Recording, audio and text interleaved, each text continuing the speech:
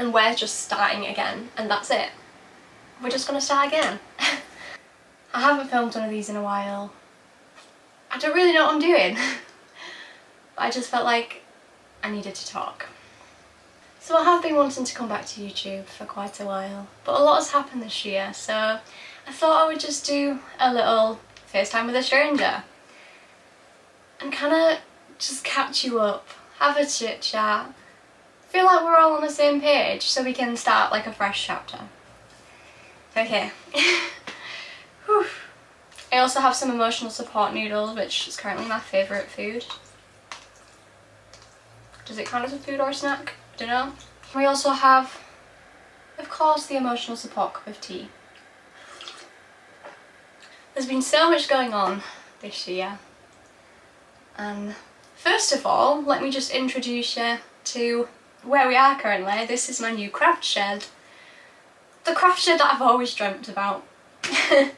We're currently just in the moving in process, so I keep saying we, like, because it feels like it's like a communal place.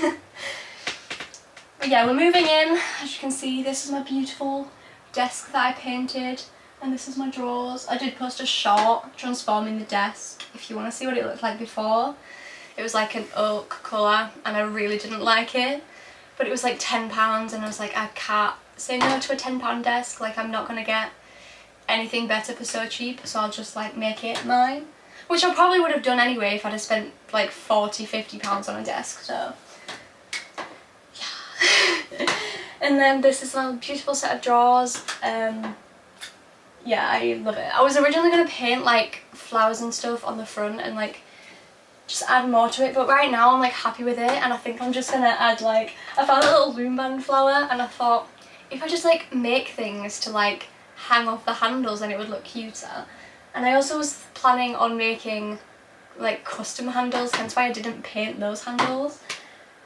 But that's until I found out that the handle's stuck on one of the drawers. So it's going to be a bit of a pain to get off if I can ever get it off. But if not, the handle that's stuck on can just stay at that side because it's like a cupboard. And then that one's obviously got two handles. It's not a cupboard, it's like an open shelf space.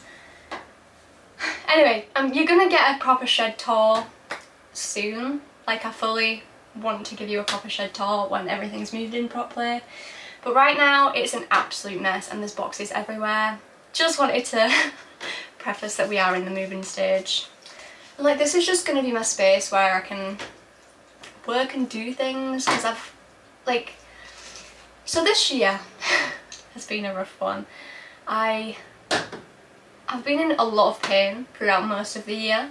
I kind of went into the year like not really knowing what to expect. I didn't set any expectations. Normally I do a lot of really high expectation goals. Most of the time I don't achieve any of the goals. Well, I do achieve some of them, but not like all of them. But I didn't go into this year with any goals or any expectations really. I kind of just wanted to have like a, let's just see how we go, let's just see what happens kind of year. And damn, was it a let's just see what happens year. So in February, I started getting like severe abdominal pains.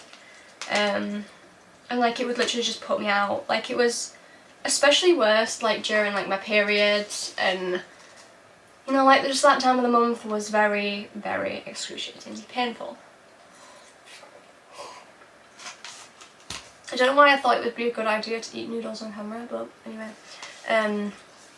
I guess it's just like a fidget toy because I'm like anxious to like speak, because I really don't like openly speak very often. Which was kind of the point of like FaceTime with a stranger, was to get more comfortable with it. Which I do feel like I am now, and I also feel like I'm more confident like on camera and things. So we have like achieved something there. But I just like haven't posted for a while because I've been in a whole lot of pain. I was going to say a whole lot of pain. And then, I don't know, I ended up going to see a gynecologist and he thought maybe it was endometriosis, and I thought, I'm not sure, we'll do some research. Did some research and all of my symptoms were like the same as endo, and like it just made so much sense. Also, if you can hear that like noise, it's the roof expanding. The shed's got like a self-expanding system in it when it like changes temperature, so it makes this really annoying cracking noise. So just in case you're wondering what that noise is, that's what it is. So we went to see a gynaecologist. And yeah, like endo just made sense for what it could have been. Ended up going back a few times and then deciding to have a procedure done called a laparoscopy, where they like cut holes. There's like, it's like a keyhole surgery where they like go look around and like, I don't know, just look to see if there's like any endo growing or anything. Now I got 1, 2, 3 scars. But they actually didn't end up finding any endo. And now at the time that was like really rough for me to like process, because I was like so sure that it was that, and I even ended up going private. I do have an insurance, like,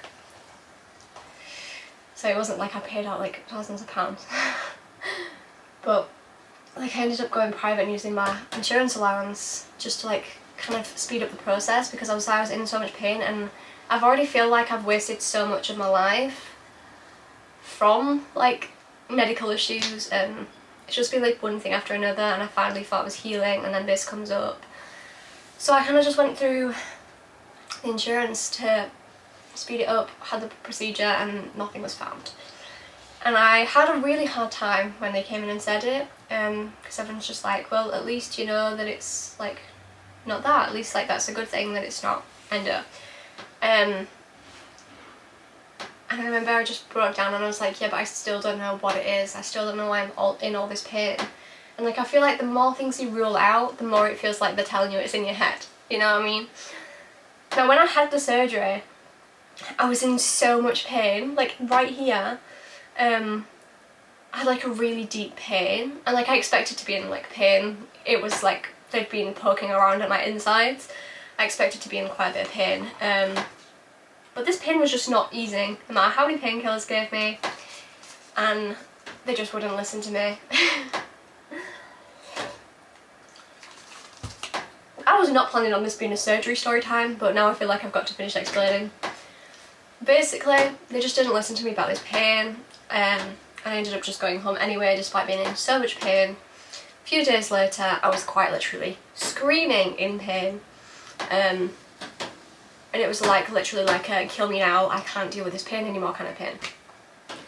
So I ended up having to go to A&E. Well, we did the 111 online thing, and it said we'll give you a call back. The call back was like, you need to go to A&E because we need to check there's nothing else going on in there. So I had a CT done, and they was like, oh yeah, that's fine. Also, what I didn't mention in this, I've also had to open a window because it's really hot in here, so you're probably going to be hearing the wind a lot. I hope it's not affecting the audio. Anyway, I'm trying to stay focused so bad, but I literally just can't stay focused for the life of me.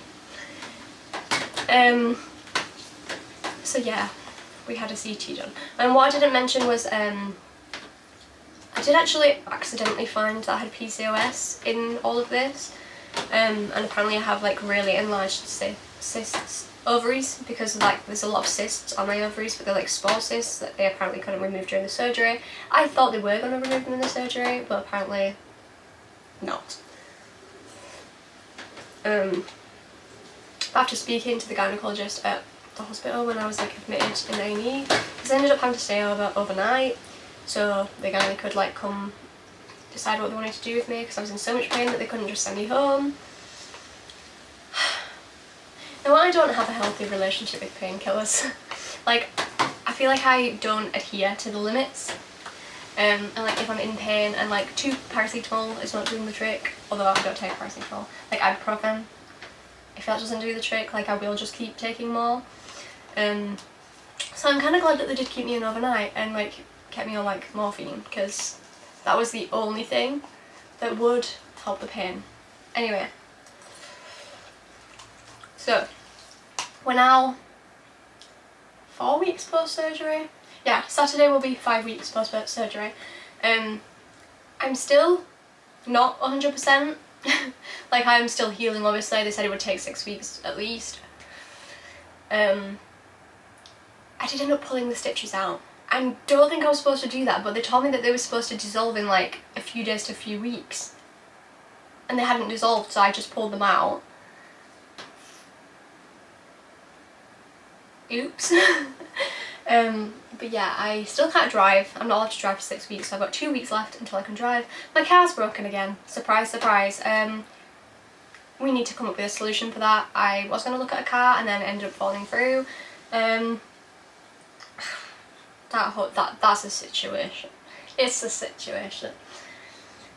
But yeah, I've got PCOS, which does explain why I've had that horrendous acne like all my life. Not even all my life, like it's been especially bad over the past like 5 years, I'd probably say. And it was horrendously painful, and no matter what I did, it would just not go away. Like, even if I just used like water to wash my face with and like mild moisturizers, it was getting worse. Like, it was just so horrifically painful. And like, if you have acne and it's like hormonal acne, I fully feel for you. Like, any acne, like, it is horrendous. And like, I feel like you just look in the mirror and you just like, just go away. Like, just go away. It's horrible. And I felt like I was looking at myself constantly and just being like, ew, like, it looks horrible. But that was just because other people were looking at me and telling me that it was like horrible. And like, I did have an interaction when I used to work in a retail store where there was a woman being like, ew, you look disgusting. And anyway, that's the story for another day. But yeah, so the acne has like cleared up so much now. Like, I still have like a bit of irritation on my skin, but I've just been using like a moisturiser that's just like a natural moisturiser, not with like any additives in it, and it seems to be like helping my skin so much, so I'm very thankful for that. I also ended up going on birth control, which I pledged never to do in my entire life, just to try and help with the hormones, and surprisingly it literally was life-changing. Like, I was getting like such bad depressive episodes that it was unspeakable. We saw the darkest of darks, but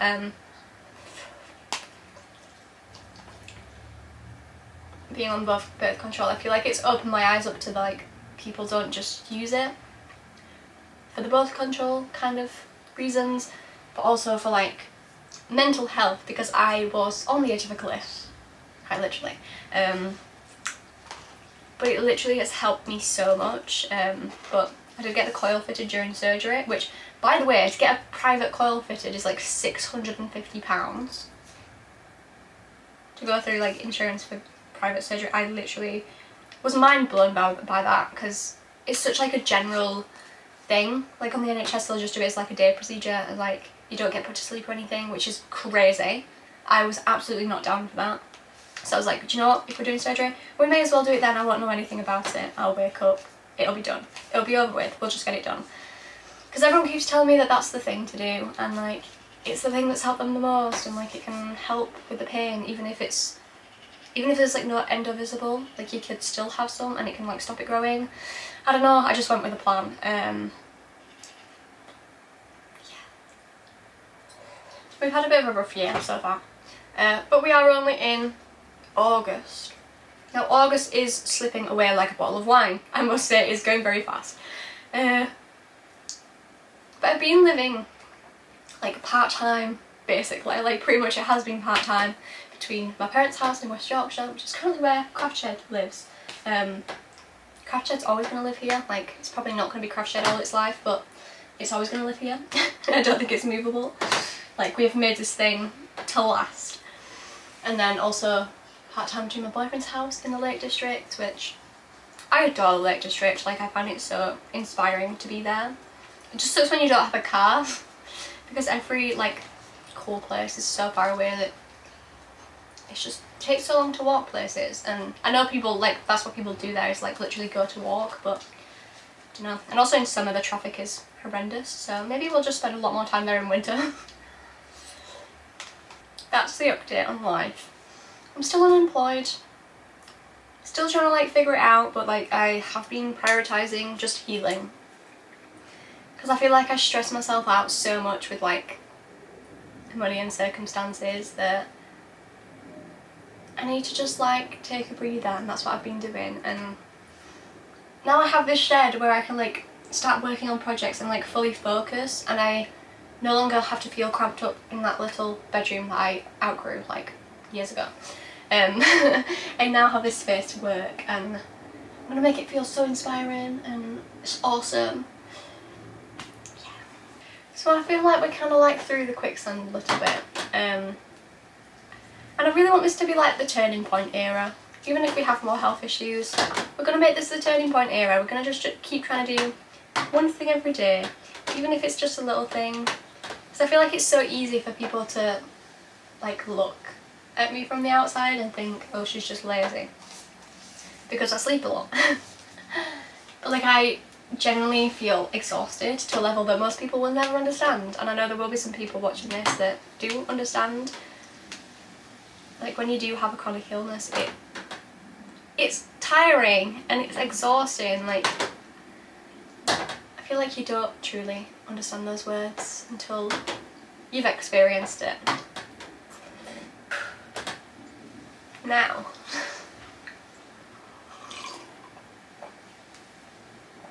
I constantly like, I know that I want to make something of myself, and I really want to be doing something, and I just want to like,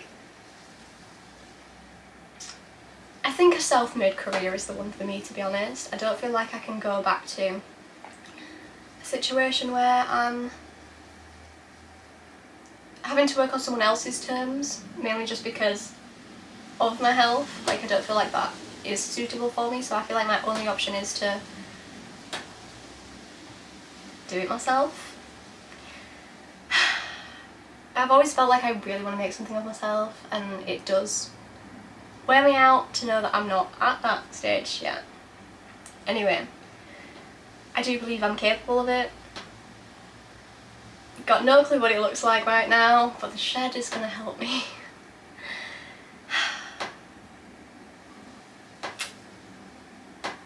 I just have to keep reminding myself it's not done. It's not done. Nothing's done. Like, I have room to try again. Room to try again. It just feels like a complete fresh start, and I feel like I'm coming back into the person that I was before. Like when I started this YouTube channel, like I was so inspired, and now I'm just ready to like be that person that's inspired again and like doing cool things. Making dreams come true. I definitely feel like I've lost myself a lot recently. But it has been a big mental toll, so we have to just give ourselves space to breathe. But despite all of the bad goings on, like I have had some amazing memories with my boyfriend. We have been doing really cool things. And I just want to preface based on that, because I know like I do this as well, so I'm speaking like from my perspective. I only post like good moments mostly on shorts, and it'll just be like this cool moment where I'm like running in a field or something, or like we're doing something cool, and it's like a 30-second video of like doing something cool. I feel like it's easy to look at that and think, oh my god, their life's like so cool and perfect and they have no issues, but like you don't see or hear like these parts that I'm talking about now. So I just want to preface, like next time you like see someone's life and think, oh my god, my life's nothing like that, like just know there's so much more behind the scenes, I guess is what I'm trying to say. Like I know you hear that all the time, but I think we forget it, so it's nice to have a reminder that you don't see everything on social media. You only see like 30-second clips, you don't see like everything else. Don't know, just wanted to put that in there, but I don't know. So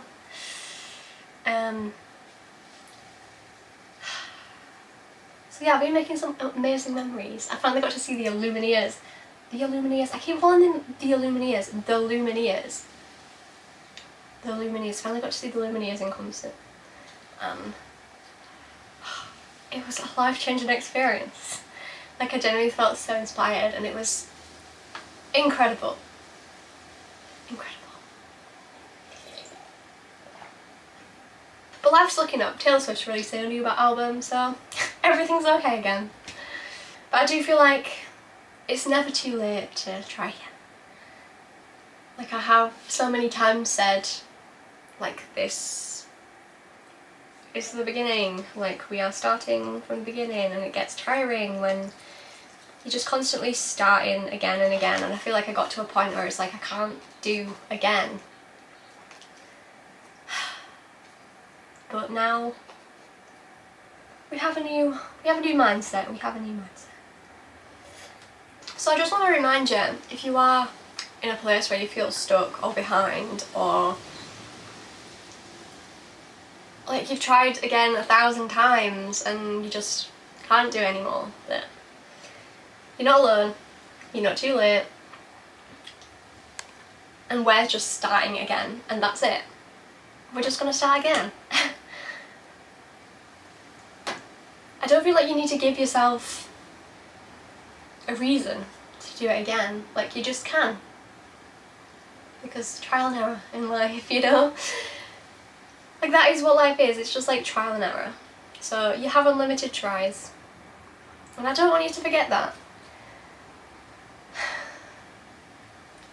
The thing that made me make this video, I literally came up with the thing in my brain last night. I was watching a King in It video whilst I was organising my room. So obviously I've ripped everything out and been transferring things into here, and so I was watching a King in It video, and it was the one where there was the newest one where they were talking about Craig's mental health and how he's like, why he's had to take a step back from the channel and everything. And I just felt like so inspired after watching that. And I never kind of wanted to make these videos again. Like, the FaceTime with the Strangest videos, I thought I was done with those, but then after watching that video I was like, I feel like I need to just sit down, word vomit, get things out there, and then I can start fresh. Like, I feel like I just needed to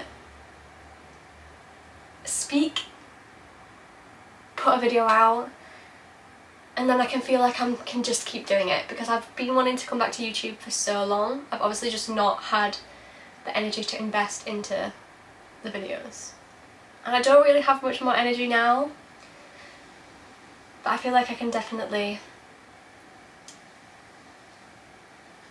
just make it work. Like, I feel like I can just make YouTube work.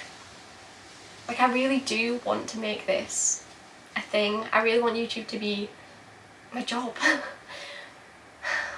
Which I know sounds crazy, and like, I've never come from a family who's like, anyone's like self-employed, and it's hard when you're not surrounded by it to like be able to visualise it. And obviously I have friends that are like self-employed and like they do this kind of thing, and it's weird for me to be able to think that I could be able to do that, but I'm trying to like transition into the mindset that it is possible. Other people can do it, so why can't I? And I feel like my confidence does shrink every time like I post a video, and I feel deflated every time I post a video and it gets like 30 views. And do you know, it's easy to feel deflated, but then also it doesn't happen like overnight for most people. Like, it is just trial and error. And also, I can't expect people to just keep watching if I'm not posting anything. Like, people, I don't know, like, this video is basically just not even a polished comeback, just a new starting point. And I just kind of want to invite you to join me. Like, if you're in if you can identify with anything that I've said, of like feeling like you've tried again so many times and nothing's working, like I just want to invite you to join me. I feel like now I can be more creatively expressive because I have this space where I don't feel cramped up in that little room. I have the space to be able to write. So like I was so excited to be able to like see all my threads and sewing stuff and just be like, oh, I get to do this again. Like it's so exciting. And I feel like the possibility of videos I can make is now endless. I'm so excited. I was originally planning this video was only going to be about 5 minutes long. I don't have a clue how long I've rambled for, but I think it's been a while. So I just want to leave you with a message of hope. Not answers, but just a new beginning. And I hope you feel inspired. I don't know if you just feel bored after watching this rambling video. But I hope you feel inspired. Even just a little bit. Even just a little bit. Thank you so much for watching this video. Please subscribe if you're new here and you want to join me on this new adventure. We're ready for a new beginning. And it starts now.